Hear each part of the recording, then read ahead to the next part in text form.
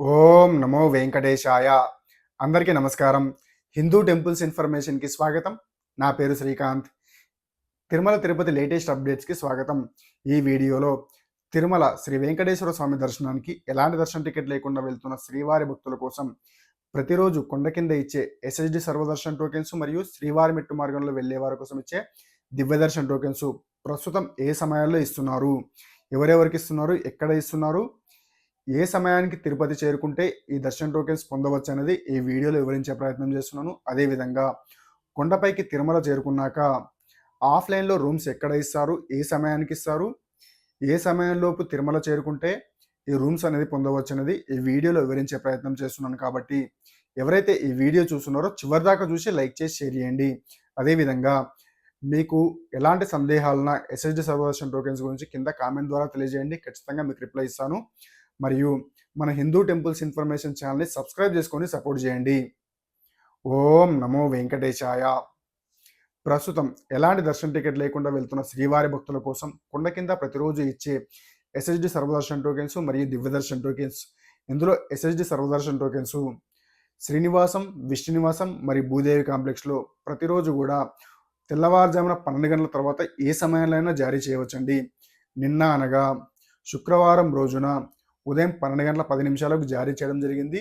ఈరోజు శనివారం రోజు ఆదివారానికి సంబంధించిన దర్శన టోకెన్స్ను ఉదయం తెల్లవారుజామున 12:30 జారీ చేయడం జరిగింది. కాబట్టి ప్రతిరోజు 12 గంటల నుంచి ఉదయం 4 గంటల సమయంలో భక్తుల రద్దీని బట్టి ఏ సమయానికైనా జారీ చేయవచ్చు. కాబట్టి భక్తులు ఒకరోజు కాదండి, ఈసారి 2 రోజుల కంటే ముందుగానే తిరుపతి చేరుకుంటేనే దర్శన టోకెన్స్ పొందుతారు. ఒకవేళ మీకు ఆగస్ట్ 25వ తేదీకి సంబంధించిన దర్శన టోకెన్స్ కావాలి అంటే ఆగస్ట్ 23వ తేదీకి మీరు తిరుపతి చేరుకుంటేనే మీకు దర్శన టోకెన్స్ పొందే అవకాశం ఉంటుంది. ఎందుకంటే 24వ తేదీ తెల్లవారుజామున 12 గంటల తర్వాత ఏ సమయానికైనా జారీ చేయవచ్చు. కాబట్టి 23వ తేదీ రాత్రి 10-11 కల్లా తిరుపతి చేరుకుంటేనే ఎస్ఎస్డి సర్వదర్శన్ టోకెన్స్ దొరకడానికి అవకాశం ఉంటుంది. ఇంతకు ముందులా మనకు తెల్లవారుజామున 4 గంటలకు 5 గంటలకు ఇవ్వడం లేదండి. రాత్రి 12 గంటల నుంచే ఇవ్వడం మొదలు పెడుతున్నారు. తెల్లవారుజామున 12 తర్వాత ఏ సమయానికైనా జారీ చేయవచ్చు. కాబట్టి ఎగ్జాక్ట్గా మనకు 2 రోజుల ముందుగా వెళ్తేనే ఎస్ఎస్డి సర్వదర్శన్ టోకెన్స్ పొందడానికి అవకాశం ఉంటుంది. కాబట్టి ఈ విషయాన్ని దృష్టిలో ఉంచుకోవాల్సిందే కోరుచున్నాను. ఈ ఎస్ఎస్డి సర్వదర్శన్ టోకెన్స్ ప్రతిరోజు మనకు 10,000 టోకెన్స్ జారీ చేస్తున్నారండి. 10 నుంచి 12,000 టోకెన్స్. అదే దివ్య దర్శన టోకెన్స్ 2,000 టోకెన్స్ జారీ చేస్తున్నారు. మనకి ఇందులో SSD Sarva Darshan tokens Srinivasam, Vishnunivasam, Bhudevi complex ఈ 3 చోట్ల కలిపే ఈ 10,000 టోకెన్స్ అనేది జారీ చేస్తారండి. 3 చోట్ల ఒకేసారి జారీ చేయడం జరుగుతుంది. అదేవిధంగా శ్రీవారి మెట్టు మార్గంలో వెళ్లే వారి కోసం ఇచ్చే దివ్య దర్శన టోకెన్స్ మనకు భూదేవి కాంప్లెక్స్లో ప్రత్యేకంగా ఏర్పాటు చేసిన కౌంటర్స్ ద్వారా ప్రతిరోజు 2,000 టోకెన్స్ జారీ చేస్తున్నారు. ఎస్ఎస్డి సర్వదర్శన్ టోకెన్ తీసుకున్న భక్తులు కొండపైకి ఏ విధంగానే వెళ్ళవచ్చండి. బస్సులో వెళ్ళవచ్చు, అలిపిరి మెట్ల మార్గం నడిచి వెళ్ళవచ్చు, లేదా శ్రీవారి మెట్టు మార్గంలో కూడా నడిచి వెళ్ళవచ్చు. అదే దివ్య దర్శన టోకెన్ తీసుకున్న భక్తులు మాత్రం ఖచ్చితంగా శ్రీవారి మెట్టు మార్గంలోనే వెళ్ళవలసి ఉంటుంది. ఎందుకంటే వీళ్ళు 1200 మెట్ల దగ్గర వీరు తీసుకున్న టోకెన్ స్కానింగ్ చేయించాల్సి ఉంటుంది. కాబట్టి అక్కడ స్కానింగ్ చేస్తేనే దర్శనానికి అలౌ చేస్తారు. కాబట్టి ఖచ్చితంగా శ్రీవారి మెట్టు మార్గంలోనే నడిచి వెళ్ళవలసి ఉంటుంది. అదే ఎస్ఎస్డి సర్వదర్శన్ టోకెన్ తీసుకున్న భక్తులకు ఎలాంటి స్కానింగ్ అవసరం లేదు. కాబట్టి వీరు కొండపైకి ఏ విధంగా వెళ్ళవచ్చు.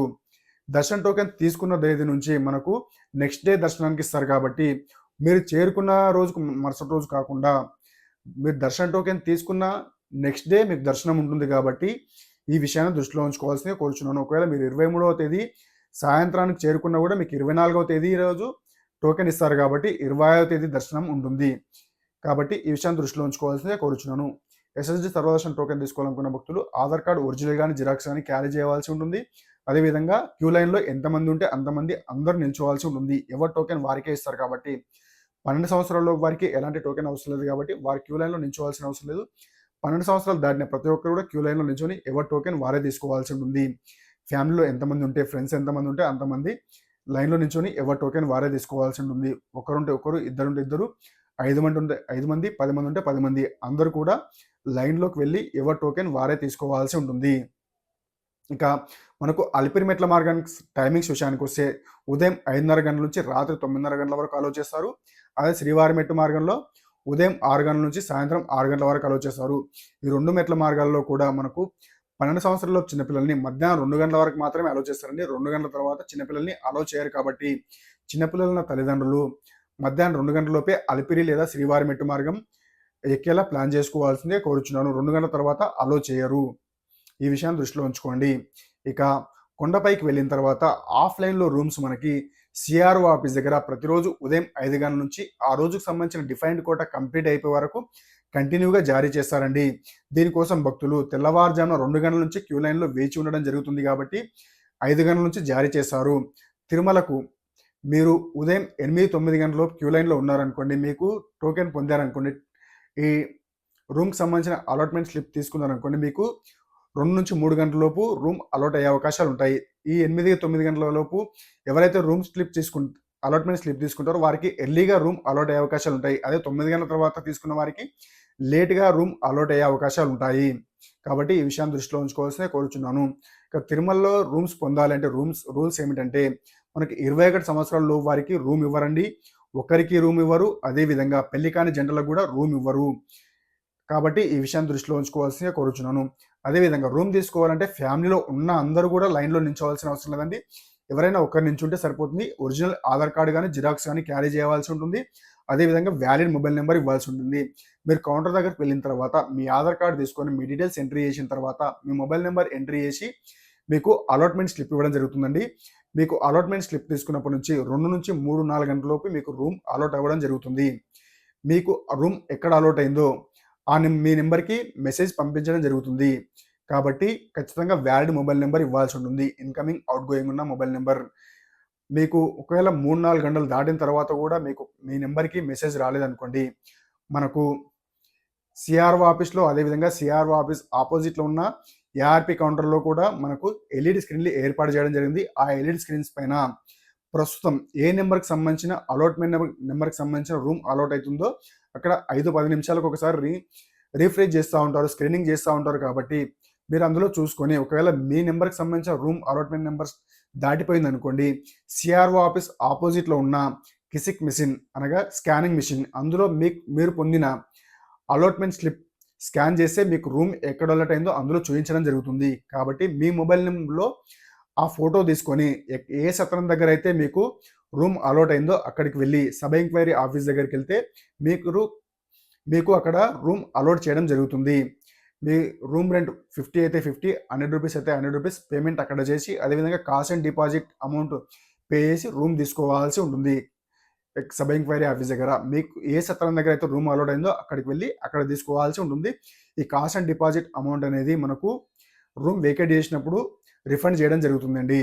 కాబట్టి ఈ విషయాన్ని దృష్టిలో ఉంచుకోవాల్సిందే కోరుచున్నాను. అదేవిధంగా ఒకవేళ మీరు లేట్‌గా వెళ్లారనుకోండి, తిరుమలకి రూమ్ దొరకలేదనుకోండి, మనకు సీఆర్ఓ ఆఫీస్ మరియు బాలాజీ బస్ స్టాండ్ సరౌండింగ్‌లో మొత్తం 5 లాకర్ సెంటర్స్ అందుబాటులో ఉన్నాయండి. ఇక్కడ 5 చోట్ల కూడా పెద్ద పెద్ద లాకర్స్ అందుబాటులో ఉంటాయి. పెద్ద పెద్ద హాల్స్ అందుబాటులో ఉంటాయి. లాకర్స్ ఉంటాయి. అదేవిధంగా వాష్‌రూమ్స్ అందుబాటులో ఉంటాయి. అందులో పీఏసీ-1, పీఏసీ-2, పీఏసీ-3, పీఏసీ-5 మరియు పద్మనాభ నిలయం. పీఏసీ-2 అనగా మాధవ నిలయం, పద్మనాభ నిలయం ఈ 2 కూడా బాలాజీ బస్ స్టాండ్ దగ్గరనే ఉంటాయండి. బాలాజీ బస్ స్టాండ్‌లో పద్మనాభ నిలయం ఉంటుంది. ఎగ్జాక్ట్‌గా పద్మనాభ నిలయం ఆపోజిట్‌లో పీఏసీ-2 అనగా మాధవ నిలయం ఉంటుంది. ఇక సీఆర్ఓ ఆఫీస్ బ్యాక్ సైడ్ పీఏసీ-5 అనగా వెంకటాద్రి నిలయం ఉంటుంది. ఈ వెంకటాద్రి నిలయం ఆపోజిట్‌లోనే పీఏసీ-1 ఉంటుందండి. ఇది యాత్రి సదన్ 1. మనకు దానికి దగ్గరలోనే యాత్రి సదన్ 3 కూడా ఉంటుంది. ఈ 3 చోట్ల కూడా పెద్ద పెద్ద హాల్స్ అందుబాటులో ఉంటాయి. రెస్ట్ తీసుకోవడానికి, లగేజ్ ఉంచుకోవడానికి లాకర్స్ అందుబాటులో ఉంటాయి. అదేవిధంగా మనకు ఫ్రెష్ అప్ అవ్వడానికి వాష్‌రూమ్స్ కూడా అందుబాటులో ఉంటాయి. ఈ లాకర్స్ అనేవి పూర్తిగా ఉచితం. కాబట్టి ఆధార్ కార్డ్ ఒరిజినల్ గాని, జిరాక్స్ అని తీసుకెళ్తే మీకు లాకర్ ఇవ్వడం జరుగుతుంది. రూమ్ దొరకకపోతే లాకర్స్ యూజ్ చేసుకోవచ్చు. కాబట్టి ఈ విషయాన్ని దృష్టిలో ఉంచుకోవాల్సిందిగా కోరుచున్నాను. ఈ ఇన్ఫర్మేషన్ కనుక మీకు నచ్చితే ఈ వీడియో లైక్ చేసి షేర్ చేయండి. అదేవిధంగా మన హిందూ టెంపుల్స్ ఇన్ఫర్మేషన్ ఛానల్‌ని సబ్స్క్రైబ్ చేసుకొని సపోర్ట్ చేయండి. ఓం నమో వెంకటేశాయ.